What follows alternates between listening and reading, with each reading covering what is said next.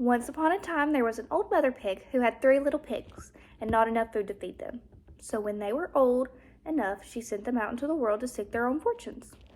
The first little pig was very lazy. He did not want to work at all, and he built his house out of straw. The second little pig worked a little bit harder, but he was somewhat lazy as well. He built his house out of sticks. Then they sang and danced and played the rest of the day.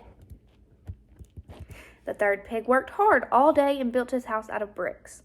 It was a sturdy house, complete with a fine fireplace and chimney. It looked like it could stand the strongest winds. The next day, a wolf happened to pass by the lane where the 3 little pigs lived, and he saw the straw house, and he smelled the pig inside.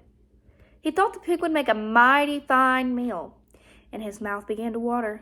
So he knocked on the door and said, little pig, let me in, let me in."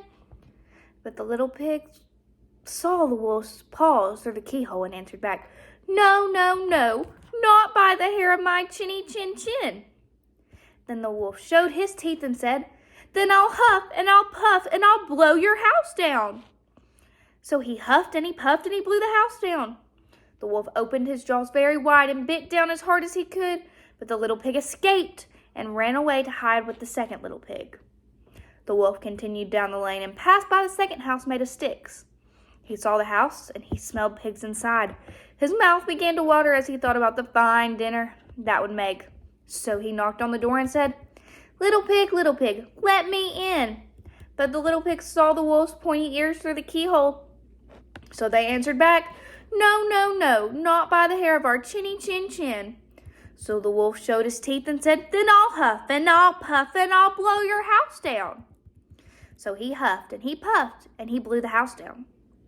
The wolf was greedy and he tried to catch both pigs at once. But he was too greedy and got neither. His big jaws clamped down on nothing but air, and the 2 little pigs scrambled as fast as they could with their little hoofs could carry them. The wolf chased them down the lane and he almost caught them, but they made it to the brick house and slammed the door shut. The 3 little pigs were very frightened and knew the wolf wanted to eat them. And that was very, very, very true. The wolf hadn't eaten all day and worked up a large appetite chasing the pigs around. And now he could smell all 3 of them inside and knew the 3 pigs would make a lovely feast.